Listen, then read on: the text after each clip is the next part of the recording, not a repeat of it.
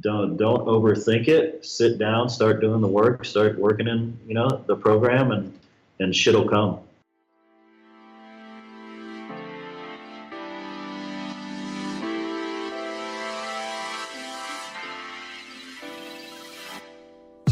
What's going on? You're listening to episode 41 of the Perspective Podcast, and I'm your host, Scotty.D.Russell of Perspective Collective.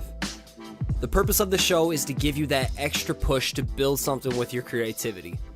We're all on our different paths, and there is no one way of doing things. I want to have the hard discussions, and I don't always want to talk about the highlight reels when it comes to pursuing something that's important to you.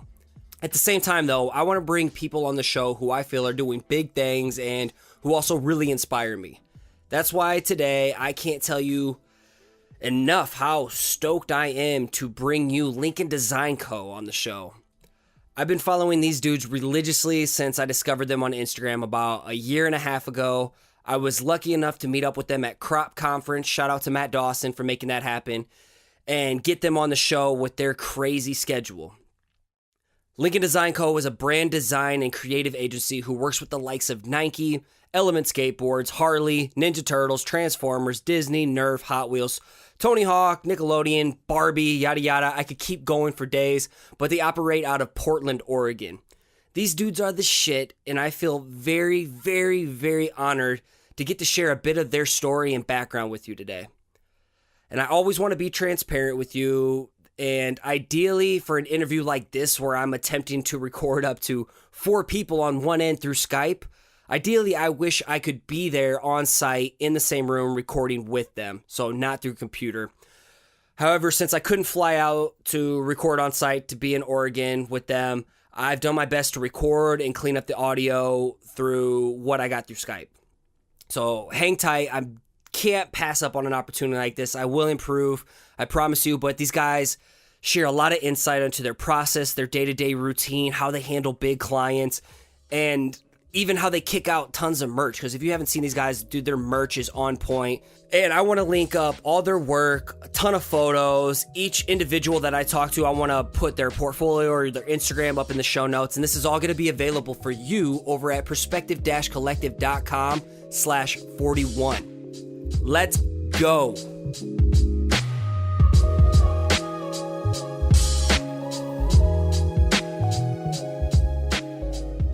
All right, what's going on? We have Lincoln Design Co. on the show today, and I have Dan Jansen, Dustin Noden, and Jordan. How do you say your last name? Mahaffey. All right, I had it right. Is Davey here too still? Yes. All right, we got Davey on the show. What's going on, guys? How are you? Good. What up? What's up, guys? Thanks for having us. Hell yeah, thanks for being here. And for those who don't know, I was recently at Crop Conference in Baton Rouge, hosted by Matt Dawson. He was just on the show recently, and that's when I finally got a chance to meet the Design Co. of Lincoln, that is, and shit, I guess it was the first night, and I was pretty drunk, and you guys came into that bar, and I'm not gonna lie, I kind of did that little fanboy thing over you guys. I was crushing, and, thank you for, looking past that. No, for sure. It was a good time at Crop. Yeah, that was a good night. I mean, luckily we walked in there, maybe a couple beers ourselves, so we didn't even really notice. But yeah, it was a good time. Yeah, it was great. We missed Davey and Jordan, though, so next conference, though, right? Next time, yeah. Oh, yeah, for sure. All right, so I don't think a lot of people know about the transition from Soup Graphics to Lincoln Design Co. Can you guys give us a little bit of a backstory about, how Soup Graphics came about and how it transitioned into Lincoln for what it is today? Yeah, definitely. Soup Graphics was started back in 2004 by myself, Dan, and an old high school buddy of mine. So we started that company. Back then, I had been working at DC Shoes as a graphic designer for 3 or 4 years. So I quit that to start Soup. We kind of kicked that around, did that for about 10, 11 years.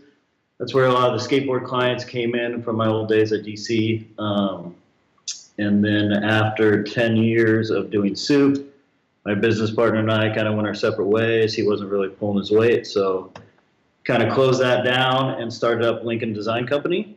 Dustin and I were down in San Diego running Soup at the time. So we wanted kind of a new start. So we basically started Lincoln and moved it up to Portland. We still have 2 of our illustrators that are working out of San Diego. So they're down there full time, and then we have the 4 of us up here in Portland doing Lincoln. And Lincoln's relatively new. How many years has this been going on? Yeah, it's been 2 years now. 2 years. Awesome. And where did the name Lincoln come from? Because I'm not going to lie, I think it's pretty awesome. I like the different ideas and styles and designs that you can associate with it. Where did the name even come from?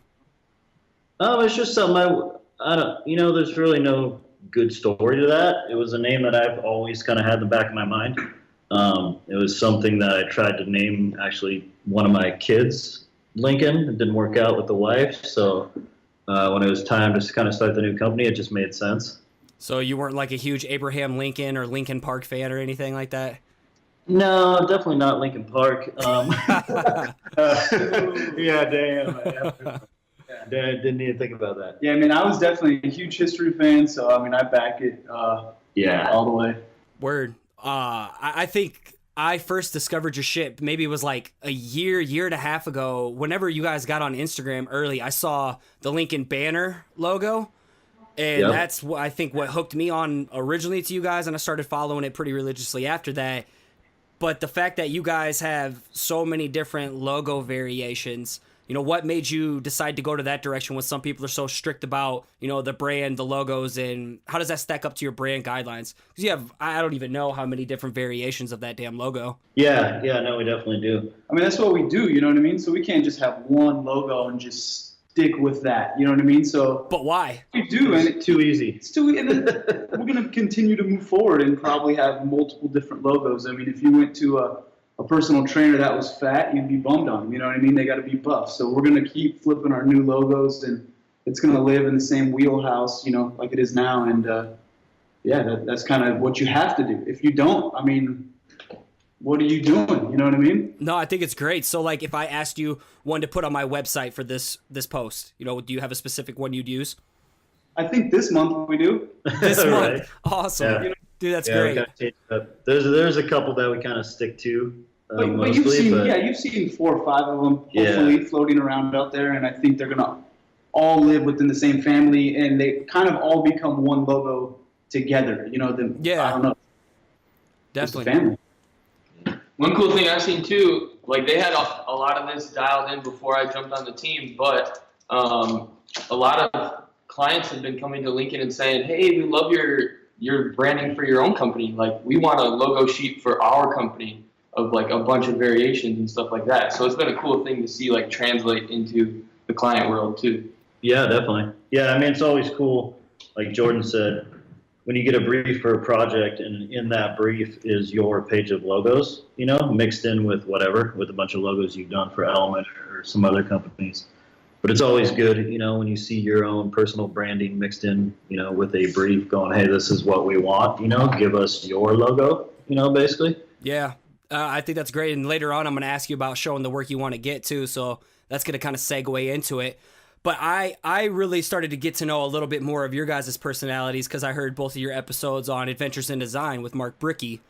And something I thought that was really cool because you guys have an action background, skateboarding deep in your roots, was he referred to you as a modern day kind of design bones brigade. And you got a group of 6 of you. Can you give me a little bit more info on the 6 people on your team and kind of each person's strong points? Yeah. Well, we got to start with Dan first. Dan's the fearless leader. I mean, he started the whole, he's the whole boy. So if he didn't want to move to Portland or split from Soup, maybe none of us would be doing any of this together. So he was the guy, the fearless leader to kick it off, and we kind of all followed from there, myself, Brandon, and Damaso. I would say, Brandon after that, you've all seen his crazy, hard, dark edge illustration style. I mean, he's the backbone of it all, you know what I mean? And I think Dan maybe a little pull from his style, and then that almost started Soup. This is what, back in, like you said, 3, 4, 5, whatever. Yeah, 2004, 2005. And then at that point, Damaso comes on the scene. Yeah. Another, crazy illustrator, definitely a compliment to Brandon's style because it's almost the complete opposite. So, yeah, I mean, he can cover everything from A to Z. at that point, I was good buddies with Damaso, and I came in. Damaso's, hey, come for an internship. So I was, yeah, I'll do whatever. I'll be an intern. I'll do whatever. Worked my way in the door. You know, at that point, we moved to Portland. Well, previous to that, we had Davey work for us for Soup a couple times. Yeah, down in San Diego, Dave was with us. He's international, so he had his visa and all that. So he came back and forth a couple times. So then finally, when we came to Portland and we're restarting our whole mission, we're like, dude, we got to have the mighty Short on board. So get this dude back out here from France. And at that point, we meet Jordan on Instagram, which is kind of the modern way of meeting people. And at that point, that was like the whole marriage of the family, because it tied it all together. We had our little crew, we had our squad. Yeah, that's my synopsis. Dan? Yeah, no, that's good. That sums it all up. I mean, style-wise and kind of what everybody's doing, Damaso and Brennan, like Dustin was saying, they're handling the heavy illustration, a lot of skateboard graphics. Davey, too, is doing some skateboard graphics for Hawk and Plan B. He, too, does a lot of the illustrations, but at the same time, he'll do a lot of, super clean vector, a lot of scripts, a lot of type work. He's almost like the perfect middle ground of like the illustration crew and then the design crew here. Yeah, he kind of meets in the middle. And then you got myself, Dustin, and Jordan, who are more traditional graphic designers. I'm kind of running a lot of the projects and trying to help out on certain, when I can, jumping in on projects. And then Dustin's kind of art direct in the office and doing a lot of the heavy logos and everything, as well as Jordan. So yeah, we kind of got a good crew. We got 3 graphic designers and basically 3 illustrators that all kind of work together to produce, what hopefully the client is stoked on, a good product. And then from there, just winging it, you know what I mean? Like, you want a website? Well, we don't do that, but we're going to figure some shit out for ourselves more so, Mm-hmm. Okay, we need an animation for ourselves. Well, we don't necessarily do that, but let's figure it out, and as well as product as well. Well, we don't really do that, but let's figure that out. So I feel like with all of our backgrounds in just design and illustration, we can tackle something we're not going to normally do. And, we've had a positive reaction so far from it. For sure. And that's what we are in our DNA, creative problem solvers. So I totally see that. And I think I just need to give a huge shout out to Damaso for his animations, like that he does for your guys' site, the intro to your site, and hearing that he does all that within Photoshop layers and not in After Effects, just in case people are wondering, because that was something huge for me. I had no idea. Yeah. There's definitely a bunch of different animation stuff we got going on, and everybody on the team is like trying to put in stuff. So, I mean, the crazy, dope, gnarly ones are definitely Damaso drawn frame by frame. Some of the other simpler ones, definitely are not drawn frame by frame. You can probably tell just by looking at them. Mm-hmm. Those would just be various teammates, in here being like, oh, look what I made last night, or look at this, or look at that. So. Yeah, and those are After Effects. Yeah, and again, okay, yes. Okay, good. Yeah. But the 2 heavy ones that you're speaking about are definitely none of those tricks involved. Those are traditional. That shit's wild. Oh yeah, so that's the fun stuff for us, I think. You know what I mean? Like. Yeah, it's definitely cool. And those 2 dudes, Damaso and Brennan, actually both graduated with degrees in animation. Okay. And then ended up in the basically design and illustration fields. So they come from that background. So even with your listeners who are in college or whatever, those 2 dudes did not go to school for what they're doing now as a career, so perfect. It's cool to see. So it was kind of easy. I don't want to say easy, but they've done that stuff before in a way, they've had training in school, so they know. Yeah, exactly. If you got 30 frames a second, what are the key ones every 8 that need to be the ones that really move from there.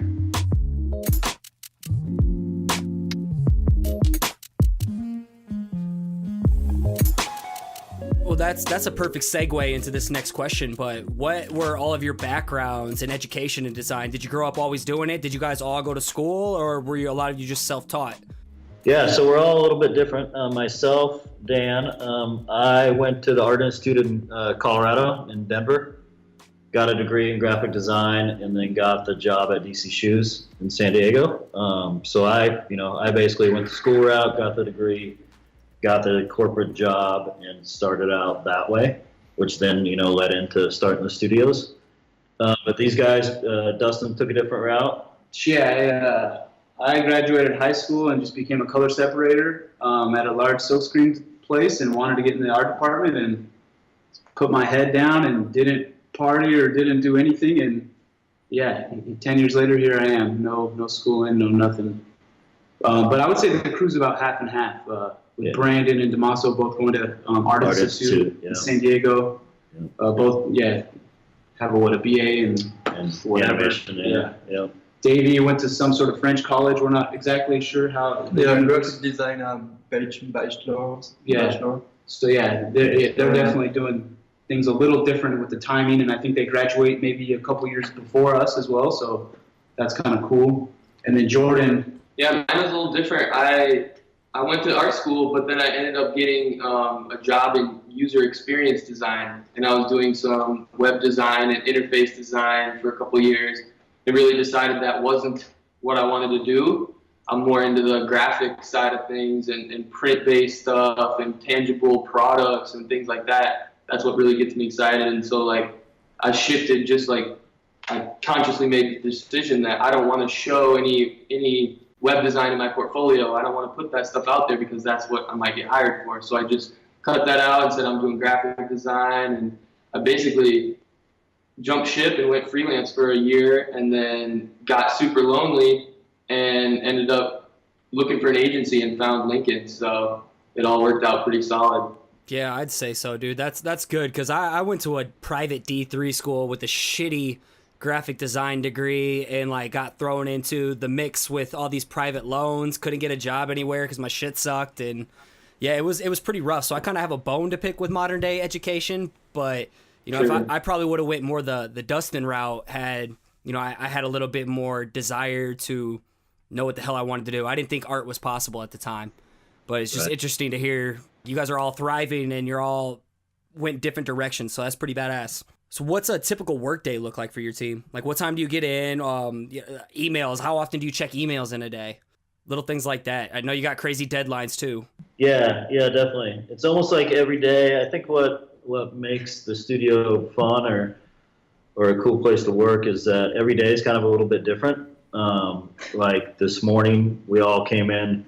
I get here early around 7. These guys come in around 8. Okay, kind of try to keep a 8 to 5 type deal, hour lunch or whatever. But like as far as workload and stuff, like this morning we came in, kind of had a rush project dropped on us last night. So everyone had to put down what they were doing and jump on this Transformers project that is now due tomorrow, Friday morning at 9 a.m. So every day is a little bit different. I mean, we'll get some rush projects here and there where all of a sudden it's like, oh, okay, stop what you're doing. Let's start on this. So I would say it's just a evolving week, like every week. Yeah, everything is just tons of variables. Everything's changing and nothing's solid and set in stone. If you have your 2 or 3 logos you have to do today, there's also, you know, things that pop up, a random podcast, a whatever, somebody wants to come in and talk about something, emails, trying to find out how to post something on Instagram. How do I, you know, all kinds of little things here and there. So changes, you can get hit with some changes. And so I think it's always just evolving and changing and never the same, never the same. Do you guys use like a task manager app? No, we don't. We kind of just have a calendar and it kind of all goes through me. I kind of delegate the jobs and what everybody's working on. We don't really like dive into any kind of task manager thing or anything like that. I mean, luckily we're all in the room for the most part, minus the illustrators, so we can all just, you know, talk amongst each other. Hey, I could see everyone's screen, so it's like, you know, we know what everyone's doing, so it's really easy to, you know. Since everything is so fast-paced and moving quickly, we're knowing what everybody's doing. Like, we know, like, at the beginning of the day, we're going to be working on this thing, and that's what we're going to be doing for that day or for that next 4 hours, and then we know we got to switch up and change something else. So it's pretty straightforward, and, like, it's not, like... Yeah, that's more on Dan's to kind of control that, and we're just going to bug Dan and be like, what do you want from us? Yeah, and that's where I end up wasting most of my day. Going through emails and everything. Do you have like a morning kind of debrief session or something like that to set the priorities of the day, or you just jump right in and if shit changes? You know, hey, what do you want me on, sucker? I think it's like each person. Yeah, it's kind of each person just kind of yells from their desk, yo, what's next? What do I need to do today? Or whatever. God. It's pretty loose. It's more of like a, family vibe or just chilling with the boys With kind your of, buddies, yeah. type thing where it's like, yo, what should I be doing? Or I'm behind on this project or whatever. I mean, myself personally, I don't even open my email application but once a week. Just tell me if you want something, we're all right here. Just be like, yo, change that thing, and then I'll do it. We do use Slack a lot. Okay. Yeah. That's like a pretty big thing Yeah. for us right now. Cool. No, that Yeah. makes total sense, especially with like the working remote guys in San Diego. I bet you that's way helpful. Yeah, it is for sure. Okay, Yeah, yeah, like- that replaces email for you, I bet, right? Yeah, it does. We'll send files back and forth, quickly shoot little blurbs or whatever. Yeah, screenshots back and forth quickly, so nobody has to get up. Mm-hmm. So that definitely saves our ass, and it's been really good, and then we don't print out a million things. Definitely. Yeah, everything you guys do is like the complete opposite of the corporate life I have to do. So, not gonna lie, a little envious of your work atmosphere. Right. Yeah. It's all about that Adobe time. You just want to stay in that Adobe. Yeah. That, how many hours are you in Adobe a week compared to, your peers? Yeah, because I mean, I could bug or eat these guys' time up, with a lot of, different briefs and whatnot, but to me, their time is best spent, working, like Dustin said, in Adobe, whether it's Illustrator or Photoshop or whatever. At some point during the day, you got to sit down and start doing some work. I mean, we could spend all day talking about the new project or what the new project could be or where it should go. But at some point, you got to sit down and just start getting shit done. So we're kind of more about the, don't overthink it. Sit down, start doing the work, start working in, the program, and shit'll come.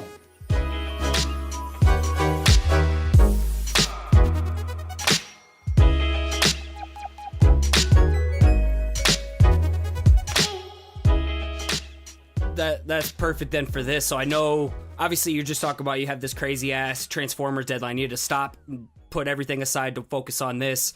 And you obviously have an all-star list of clients. I'm going to link people up in the show notes, just like your portfolio page, just show them that, as well as your identity book. But how do you kick out so much work and prioritize and handle everything with your team? When you get a high priority project like this with a tight deadline, you just push everything else out? Yeah, that's kind of, that's on me, basically. Case to case basis. Up to me to figure out when that project comes in, if we can even handle it.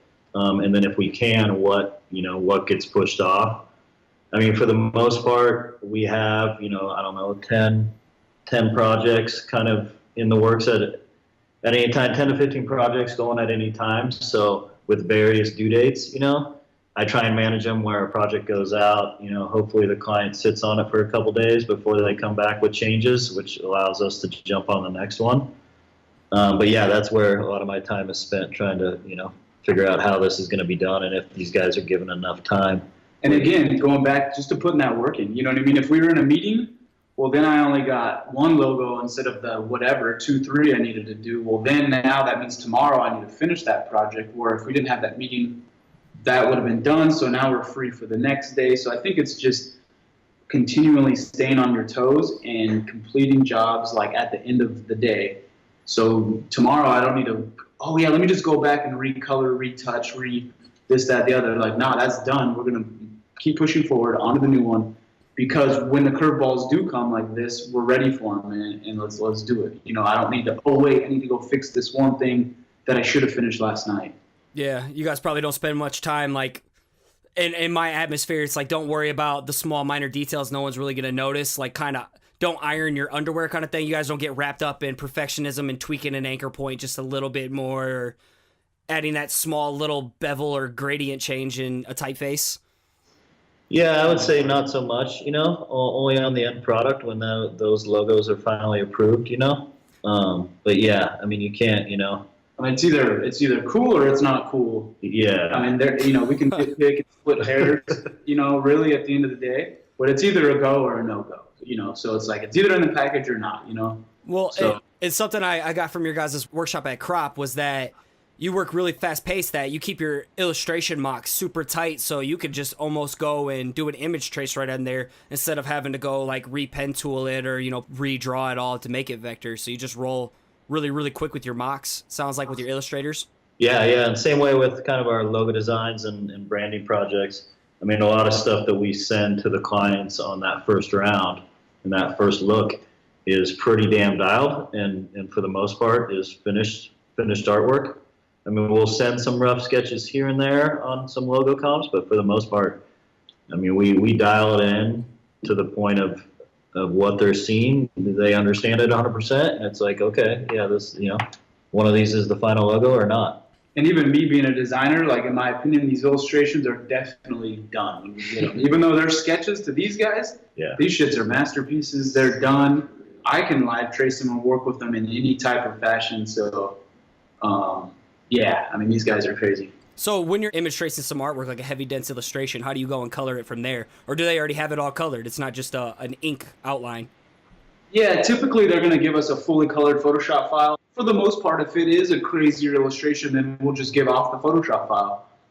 That stuff typically doesn't need to be vectored. And we'll do the size needed, really large. I mean, there's some cases where you need to get that stuff into vector, and we'll figure it out at that point. But primarily, it's created in the program that it's sent off in. You know what I mean? If Davey's going to make something in Illustrator and it's sent off that way, he's going to primarily start, and do the whole thing in there. There's not going to be no live tracing of much of anything. Typically. Gotcha. Something to go back, like you guys have mentioned, clients in their briefs kind of hit you up for wanting similar work of your style. Is that basically how you attract new clients you want to work with? Do you ever do cold calls? Do you ever send your brand identity lookbook to prospect clients, or does everyone kind of just show up, or does everyone come to you by just showing the work you want to get? No, I mean, we definitely have a book, and some of our promo stuff that I send out to certain clients or potential clients looking for work. But for the most part, a lot of it's word of mouth. A lot of it's through whether it's Instagram or the web, just somebody seeing our stuff and reaching out. But definitely the promo stuff it's been good. It's got us some good jobs, and it's definitely working. I mean, and again, definitely what you show is what you get. We're not really getting hit up for website projects. Go to our site and look at our portfolio. You're not going to hire us for a website. You're not going to go to Jiffy Lube to get a paint job. So it's just pretty easy. That's normal business practice. So, okay, I know you guys mentioned Barbie hit you up. Am I right on that? Mm-hmm. Yeah, we've done a few projects for Barbie in the past. But being that they're Barbie, they're Mattel, so it's kind of like it's already our client, you know what I mean? Even though it's okay, you could say visually different than what we do. We've already been working with them and that person, so they know we can do anything. Yeah. It's like I'm trying to visualize how the hell can they switch to Barbie style when all I know is you with this one specific, cutting edge black style. I'm just like, how does that work? Yeah, I don't know. Yeah. It's like the same way we don't do animation, but go look at our animations. Yeah. You solve the problem when you get it. Yeah. Like you said, it's every project is is basically a problem that needs a solution, a graphic solution to it. I mean, we have some women's apparel tees that we're going to work on next week. So we're going to have to switch gears and, kind of figure out the whole, women's side and what's popping right now and do some designs for that. So. And it can't all be what you like, you know what I mean? Or else we would be, what would you do? I'd be designing blank stuff all the time. Yeah. Other than conferences and stuff, do you guys travel to a lot of other events like trade shows? You guys go to Agenda? We do. We go to Agenda pretty much, once a year. So it's every other show. Yeah. Try to hit that. I mean, we're obviously from SoCal, so it's like, let's go down there, see the family, see the sun. Goddamn. Just see what's happening. So that's probably it. I would say we've been to Magic once. We did the Crop last year, which was amazing. Yeah. We used to do Comic-Con here and there. Yeah, that shit's whack. Yeah. We kind of skipped on that. But we don't do a lot of speaking or anything like that. We did the One Moto show, which is a local show here in Portland. I mean, it's not too known, I would say, out of the state or anything, but locally, it was fun. It was big, and you guys have a merch booth there too? Yep, yeah, exactly. We did. Yeah, which was cool. That was a good deal, good vibe. For sure, got a ton of I was going to say, we're going to try and push a little harder on doing some of that stuff. Hopefully get out to like Creative South next year. Yes. And do some other things with crop. I can link you up with Mike Jones, the creator of Creative South. Yeah. Mike, 281-330-8004. There we go. No. Okay. Mike Jones is the shit, so I could definitely put you in touch. He's become a good friend of mine if you guys are really interested in getting out there. Yeah, no, definitely. We definitely want to do that next year. And then we're in the talks with Matt Dawson for some things for 2018 as well with crop. So perfect. Yeah, it should be good. Yeah. Awesome. I'll hoping to see you at both of those. I'll be at both for sure. Cool.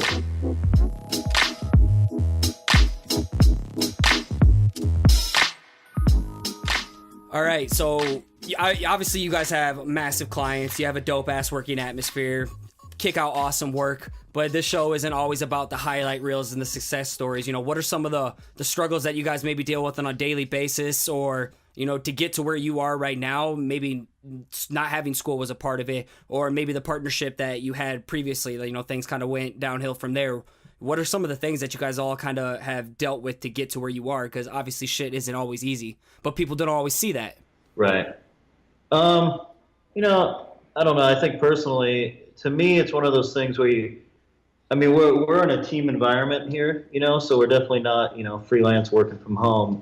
And I think in that team environment, everyone needs to pull their own weight, you know, and it's very easy to tell if somebody is or is not, you know. And I think to me, that's kind of been, you know, one of my, I guess, battles or something that has, you know, caused, well, you know, it's kind of the whole thing with the soup deal and whatever. So I don't know. To me, as far as a struggle or the downside of things, I just look to people or want to surround myself with people that are going to work just as hard and pull their weight, you know, and do good work. And if not, then I don't want to be associated with that. So, yeah. I don't know. Yeah. I mean, that, just to touch on that, yeah, the hard work is definitely, that's everything. For myself, it's just a ton of small battles, and they're all different. Like last night, I couldn't figure out a layout for a T-shirt. It was just like, you know, flat top, arc bottom. Like that was the biggest battle, you know, I ever had. You know what I mean? So, and then that was just last night. So I think every day you're gonna have tons of different stuff, and it's gonna always be changing. And it's, I don't know. To me, it's just longevity and just keep going. And I like to call it the Riff Raff theory. But don't quit, and eventually you'll just be accepted. So, yeah.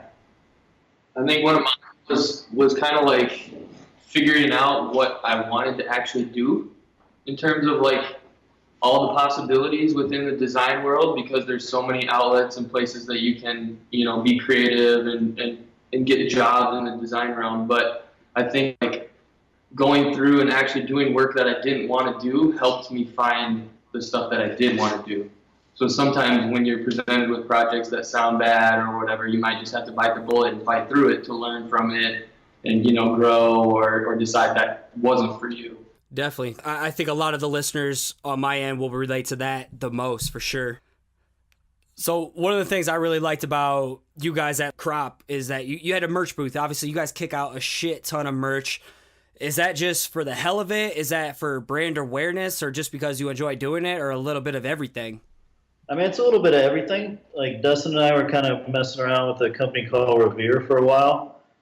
And we started making patches in San Diego before we moved up here. Made a couple patches, you know, they turned out good. Started selling them. And then kind of from that, started making some Lincoln patches and whatnot. You know, some of it was the fact that we were starting in some ways over again with a new name, new studio, new city, and we needed to get that name out there. So I kind of put my head down and was like, okay, we need some logos, some different badges, some merch, some shit to kind of send out to clients, get the name, get the logo, you know, gets our vibe out there. So to me, it was more of like, let's make some stuff so people know who we are. And it's worked, you know, we've sold a shit ton of stuff, more than I thought we ever would. And people dig it. So yeah, doing Revere I think helped. You know, I feel like maybe the Lincoln merch would have been a little bit different had we hadn't done that. So we just, you know, we were at the end of soup and maybe whatever, we just weren't hyped. So we started making fun little stuff on the side, and we saw a little bit of response, had fun with it, realized that it's not too expensive to get those things made. So once you realize that, getting manufactured at that point, it's like, well, of course, we're going to make all kinds of Lincoln stuff.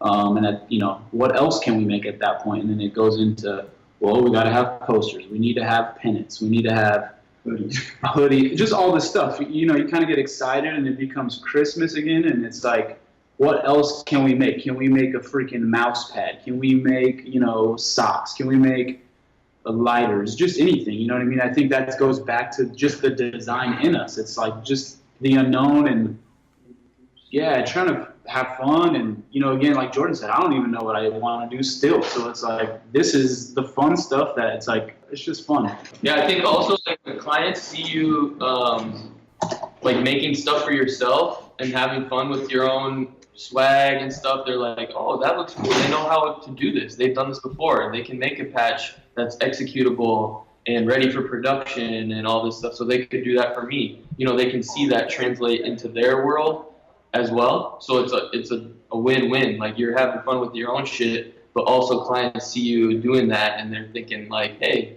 this looks fun too. Like, we should do that for my brand or my company or whatever too. Yeah, it just shows us this is what we do. You know what I mean? It's like you could look through a lot of designers and it's they go home at 5 and you could just, I see right through you. You know what I mean? It's like, this is what we do, and we're gonna do it to the best we can. And whatever's next, who knows? Maybe we're gonna do some books, or I don't even know, car wraps or cocktail book, or like anything, like dog leashes, like See, I use that coffee mug pretty much every day. Heck yeah. So okay, if you use that, I specifically got the 15-ounce mug so you can fit a full cup of coffee in there without spilling. I don't know if you've noticed, it's not the 11-ounce. It's bigger. Yeah, it's a little taller. Yeah, that cost me, and even shipping wise, like that cost me. Damn, man.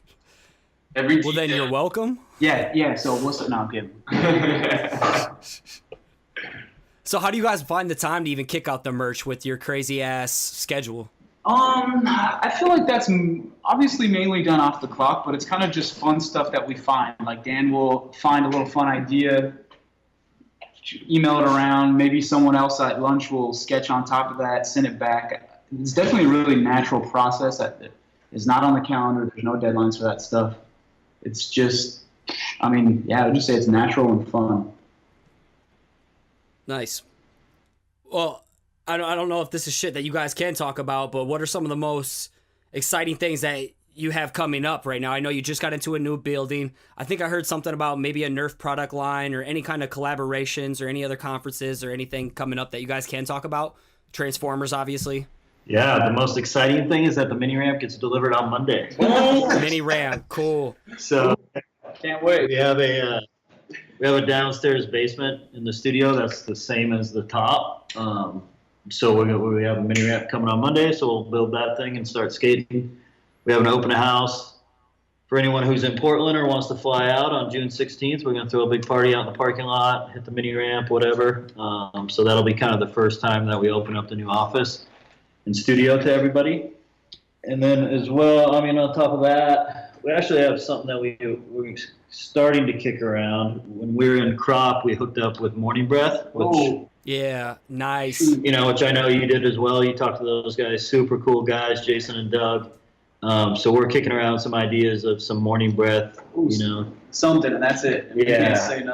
Morning Breath, Lincoln something. So something's going to come out of that, which we're super stoked on. I think that's going to be really fun. I think both our styles will end up, mashing together super well. So yeah, we'll kind of bring the West Coast and the East Coast together with those guys from Brooklyn and us out here in Portland, which will be super cool. Oh yeah, I'll take it. That's good enough for me, just knowing you guys are going to collab. Yeah. That's dope. Yeah. Other than that, as far as like projects and things, standard old stuff, little turtles here and there. Yeah, we got a bunch of Nickelodeon stuff we're working on, which there should be some Adidas stuff coming out to market shortly here that we did a while back. Yep. Always Element, maybe some Harley. We have this NASCAR times Teenage Mutant Ninja Turtles thing coming out. There's a NASCAR race in September that we're doing this huge style guide, branding, ton of banners and all this stuff for the track. That's going to be pretty cool. It's coming out in September, so we'll kind of launch that, promote that a little bit.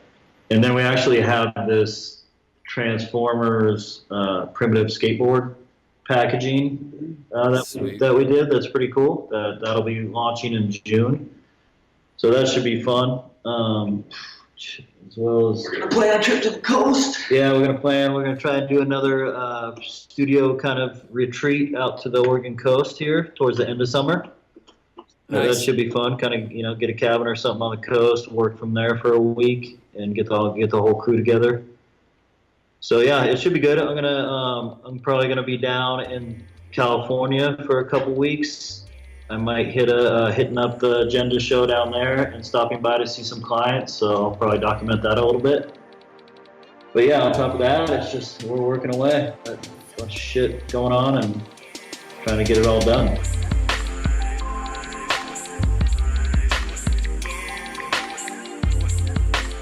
Who utilizes your social media? Like, who got you into it? Obviously, Dave, is that you who started kind of the Instagram and everything? And who does the live videos? Who does all the posting? And is Instagram really the main tool that you guys use?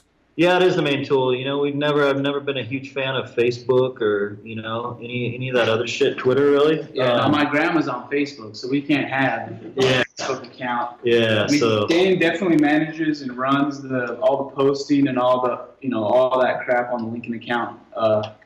I definitely will take the claim of teaching him Instagram, but Dustin did it all. Did all that at Soup, which is cool. You know what I mean? I had to learn from some younger kid too. So yep, he taught me Instagram at the time. I had no idea what Instagram was, but Dan is definitely doing the daily post and handling that thing. And sometimes I'll walk around with the live video and anything live is usually Dustin. I'll just put some dudes on blast. Yeah, shoot somebody with the Nerf gun, but.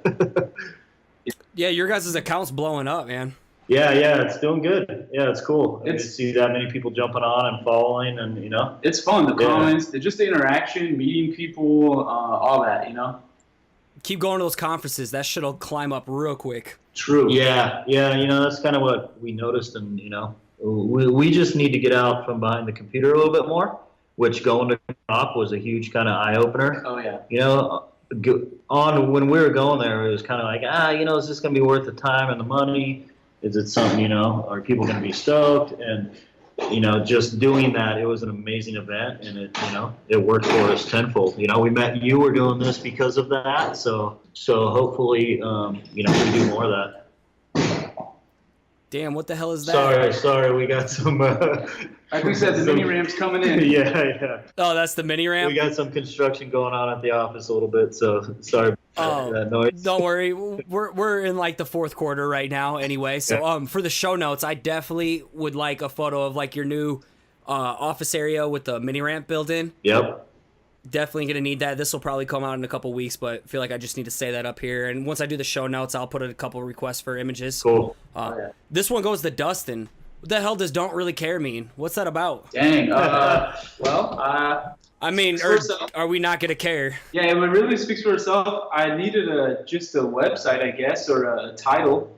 And Instagram, everything's freaking taken on Instagram. So I can't pick my name. What am I going to put? The real Dustin? Like, that's lame. So it's just an acting title for now, I guess. But what it's an acting title for, I just sell a bunch of little trinkets and knickknacks and a bunch of crap you really don't need. So sometimes when I get orders of like $60, I feel bad and I feel bad for the guy. Sometimes just refund the guy and be like, nah, dude, you don't got to be buying this kind of stuff, dude. Like, you just don't really care. So. Yeah. I mean, like you're doing it wrong. Like. Oh yeah, that's funny to me. I had to get those socks. Yeah, that's my favorite one. I had my previous art director before Dan was a horrible person. Shout out to him, and he would just kick our chairs and say that to us and say bad things about mothers and just horrible place. So I wrote that down and had stumbled upon it a couple years later, and I'm like, oh, I'll make a patch. Dan and I were making patches, so I think that was like the third one we threw in the mix, and people seem to have really grabbed onto that one, and I've made everything. I've made socks. I like the story behind it. Yeah, it's real. All right, this one goes to Jordan then. The moniker Stake Your Claim. Tell me about it. Well, that came about because I was just kind of like sick of being Mahaffey Design Company. It was just like, it felt like all about me. And like, I was just like, I wanted something else to put out there and be able to like an outlet to put out work and stuff like that without being so much about myself. So I felt like Stake Your Claim, like I kind of came up with it as like, just go and take something, you know, make it your own, or, you know, take an idea and run with it. And so like staking your claim is that idea, you know, like just being you and doing yourself and owning it. Definitely feel you, dude. Scotty.D.Russell Studios sounded super douchey too, so that's kind of how I went the abstract route as well. Yeah. Yep. I was gonna say the name is the downfall of all of us. I mean, the name is the hardest freaking part. I mean, damn, screw the name. It took me months to finally like gain the courage to share that I'm Perspective Collective, and you can think whatever the fuck you want about it. So it took me a while to get to that point. That's short. That's fast. Yeah. You got to use it in a condensed font though, because it's so long. Yeah, I bet. True. I feel it. Yep. Also, Jordan, I think I've really discovered your account because you were posting a lot of like badge hunting and, you know, type that you found around and about. You know, has that always kind of been something you've gravitated for or always shared on your, you know, Instagram or social media? You know, where did that love come from? I think I've always just been inspired by like the old makers that used to do this shit before computers and stuff. And like a lot of that design is laid out very simple and graphically, and I just resonate with that type of stuff. So a lot of that old work that you see in thrift stores and antique shops and under, you know, in garages and shit just dies. Like those logos and branding and layouts and stuff, a lot of people don't see anymore or whatever. So it's like, for me, I want to take that and share it with people so they can see it and see the value and appreciate what somebody did at some point and maybe be inspired by it and do something like that for themselves. Love it, man. Yeah, it's keeping the past alive. I just went to a flea market like 2 weeks ago just strictly to go see all that old shit and take photos. Nice. And buy a bunch of shit that I didn't need. Yeah. You went straight and washed your hands. Huh? That shit's nasty. You're dirty, that's for sure. I felt grimy after it, but okay, now we're kind of getting in the end, but Wait. what's... Real quick, you can't forget the Mighty Short. Oh, the Mighty Short, yeah. See, I planned these questions before I know Davey was going to be here. Yeah, the Mighty Short. I find this one funny because Davey, if you meet Davey, he's not a short guy. So I don't know what is short. I'm just left up for interpretation. I know what it The is. Mighty Short. Yeah, it's kind of a very lame story, but it was because back in the day I was wearing basketball shorts, and and I like graffiti, and I make some graffiti sketch, and one time I do one say short, and I love the letters, and I start to rocking this one. And I thought it was after you went out on that date with that chick, and she said, "Oh." Busted. That was the story I heard. Damn, Davey, you better stick up for yourself because this shit's recorded. No. Yes. No, I went with the that's name cool. out of all of us, so. And it doesn't even make sense. Yeah. The translation doesn't work for English. Yeah, he's got a solid name with the Mighty Short. He's got the best name. Yeah, he's been pushing that shit for a long time. Oh, yeah. That's great. Dan, what's yours then? Lincoln Design Co. That's it? I've always been too busy with Soup and then Lincoln to kind of do my own thing. And just life. Dan has like kids and Yeah, he I has got- real shit to do. Yeah, I got soccer 3 kids. practice and- Yeah, so Like let's be real, none of us have shit to do but Dan. So it's like he's busy. yeah, so I don't I feel have you, dude. but Lincoln. All right, the last couple questions. I think this one's really going to make the most difference with the people and my listeners. What's one piece of advice you could give to creatives who are maybe just starting a side project like Revere, just trying to make something for themselves, or maybe they're just stuck in a creative funk and, maybe it's easier to just go get, what's one piece of advice you could give to creatives along those ways who get stuck in those areas? I think for someone who is trying to start a side project or a brand or something like that, my advice would be don't. It's hard, and I think a lot of people think you're gonna start a brand or a little side project and start selling merch and whatever on your website, and the shit's gonna start flying off the shelves. Or you're looking at other companies or other people who are doing it, thinking, "Damn, they must be selling a ton of shit. You know, they're probably living off of this or whatever." Yeah, no, let's be real. It's a hobby. All that's a hobby. Yeah. You know, I mean, Do it for the love. Until you have to claim that over 16 grand on your taxes, that's just a hobby. So, I would say, but if you really want to do it, nobody can tell you no, and prove all those people wrong. And the person who is going to prove those people wrong are your whoever, your Sean Stussies and your James Jebbias and so forth. So, as far as making it a career, it's going to be tough. Yeah. And not just from merch. Like, say you wanted to start a podcast, or say you wanted to, start something. Just in general, just start something. Not just necessarily merch. What would you tell someone who's like maybe getting caught up in comparison or feeling like, man, my shit sucks, I should just throw in the towel? I mean, it probably does suck. You know what I mean? But longevity is key. Like, that's it. Like, longevity is key. Who play the long game? Yeah, like who's popping right now? You know what I mean? Like, they've been here for so long and they sucked too when they started. So, I mean, you gotta like keep your head down and like grind through it, and then people will notice. Like, eventually, like, the work will speak for itself. Like, people respect people that work hard. So, like, if you just show people that you're working hard and constantly doing it and putting up stuff out there, like, people respect that for sure. That's what I was looking for. Riff Raff theory. You know who Riff Raff is, right? Riff Raff, yeah. Show how to be the man. I mean, people love Riff Raff now. That is the proof. That is pure proof that anything can go. And you can make it. Like, I don't give a shit. Like, look at Riff Raff, and you'll do who or what you are, yeah. I like that. So is that like a new theory, the Riff Raff theory? It's not new. It's the truth. If you're in it long enough, you'll be fine. You'll be accepted. Yeah. It doesn't. Even if you suck, you just be like, oh yeah, that's that dude that's been doing this forever. Like, he's cool. That's gonna be one of the takeaways when I write the show notes. I'm serious. That's great. There you go. Yeah. All right, last two questions: script, Serif, or sans serif? Go around the circle. Davey's gonna go with script. Script all day. Dustin gave Davey a little challenge. He said, "I want you to go 30 days without doing a script." Yeah. So Davey's like script man all day. I'm a script junkie too, man, so I'm right there with you. I mean, let's be real. Davey's the script god. Yeah, so, he's good at it. But it's still, you gotta challenge every once in a while. I'm more of a sans serif guy myself. Same. Damn, who gives a shit? I don't know. Don't really care. Don't really care. Don't really care. It's too perfect to put that pun everywhere, man. All right, final question. What's your guys' favorite kind of pizza? I'm obviously a pizza junkie, so I got to know this with people. Ooh. Well, if it has more than pepperoni on it, it's not a pizza. It is like a decorated pie. So, I mean, it's got to be pepperoni, and it's got to be like regular or thin crust. If it's thick and has a lot of cheese, this is becoming like a loaf, of some sort of like lasagna loaf. Like, it's not pizza no more.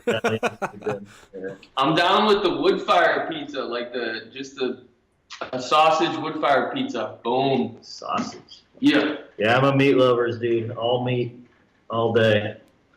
Davey? But Davey's a veggie guy. He orders pizza in here, and it's all it's all weird. It's more Euro, I think. Yeah, like super Euro. A lot of toppings. And No way. That's the quickest way to ruin pizzas, to put veggies on that shit. Yeah, that's so I'm gonna tell you, but those guys eat like Ninja Turtles pizza, pepperoni and cheese. Ninja Turtles.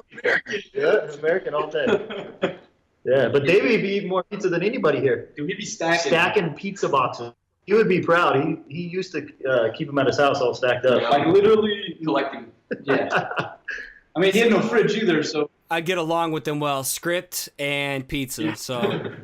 Good guy. Yeah. Word, man. That's all I got for you guys right now. I can't tell you how much I appreciate your time. I hope we get a chance to link up at a conference again soon. Straight up south, let's make that happen, or crop next year, or something. For sure. Cool, man. Well, have a great rest of your day. Good luck with your deadline tomorrow, and shit, holler if you ever need anything from dude in Iowa. For sure. Actually, I'm going to need a logo from you since I'm going to be a logo down right now on this project. Can you give me one logo by 9 a.m.? No, I'm kidding. I got an hour episode to go edit, so I'm good, man. The power of saying no. There you go. There you go. All right, guys. Hey, have a great day. See you soon.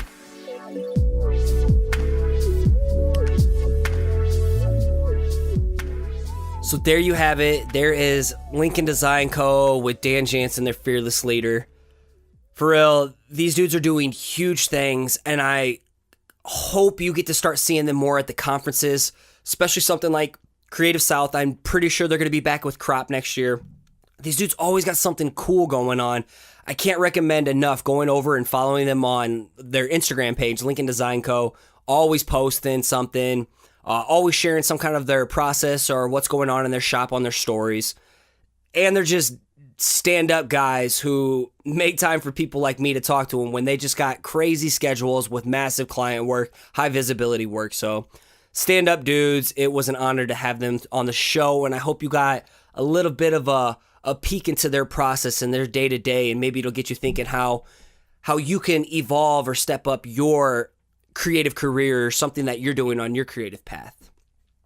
And if you're getting any value from this show right now, one of the best ways that you can give back is by supporting the show over on Patreon. And I haven't talked about it much, but over on Patreon, you can support each show by backing it $2, $3, even $5 per episode. And you really help me take this show to the next level because I'm still doing the day job. I'm still trying to make ends meet by trying to fit in some freelance. And only then am I able to focus on the podcast. But hosting costs and equipment costs, everything really adds up over time. And it's not always easy for me to keep up with the demand of what it takes to put into this show. And if you want to help the show, it's over at Patreon, Perspective Podcast, and I can't explain how much it allows me to continue to put out this best effort, ditch the stress, and evolve the show to where I know it can be. So thank you to anybody who's done it so far. I can't tell you how much it has helped me continue to boost this show. So thank you. You know who you are. If you want to find me, you can find me online at perspective-collective.com or over at Perspective Podcast on Instagram, where I share weekly episode artwork and artwork that you've been inspired by as well. So if you draw something up that you've been inspired for the episode and you share it online, I'm going to share your work over there so other people can see it as well. Always spreading the good vibes. Got to give a huge thank you to Nick Jenkins of Blookah. He just released his latest EP. It's a 4-track EP, all original music by him.